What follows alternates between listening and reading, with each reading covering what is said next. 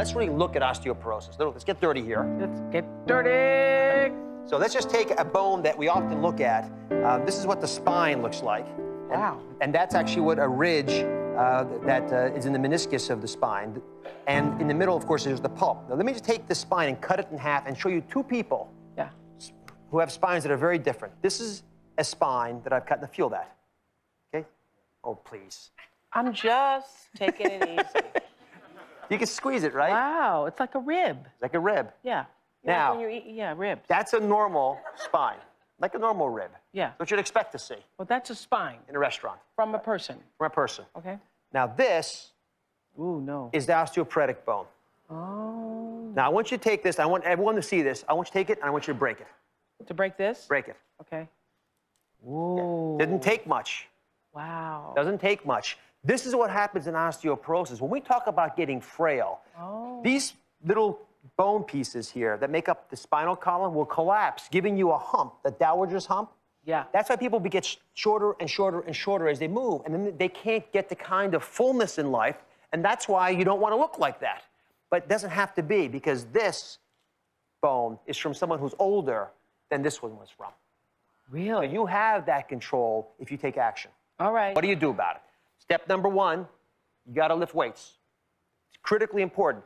If you look at the societies that live the longest on the planet, Yes. right? And there are three of them, right? Okinawa, Sardinia, and Costa Rica. Three longest lived societies. They have different foods, different cultures. They behave differently towards each other, but they share one common characteristic. Every day they get up, they go up to the top of the mountain, they grab the bucket, fill it with water, and they cart it back down again, right? Every single day. It's not a workout, it's life.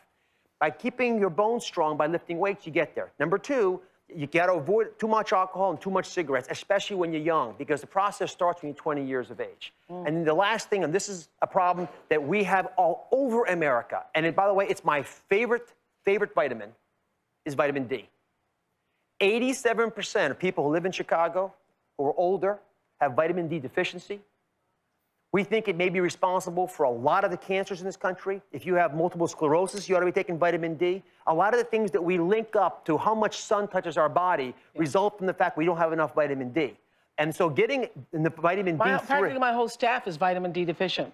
Yeah. Because we don't get out. You don't get out. No, really, literally. We don't get out. True. We don't get out. If you live north of Atlanta, you really need to be cautious about your vitamin D levels, and if you're not sure, take it. Now, just a little bit of math here. If you sit in the sun for 15 minutes, which is what most folks ought to do, direct sunlight for 15 minutes, you'll make 10,000 units of vitamin D. D3, the good kind, the one you really want. You can't get anything close to that unless you take supplements. And for a lot of Americans, since they can't get into the sun as much as they need to take vitamin D3. And as I mentioned, it's a dramatic impact on so many different walks of life, including autoimmune diseases. Okay, so this brings up the question of what vitamin should we be taking? For me, vitamin D3, because I'm in Chicago and I don't get out much. Exactly. Yeah. And you want to avoid all the things that go along with it.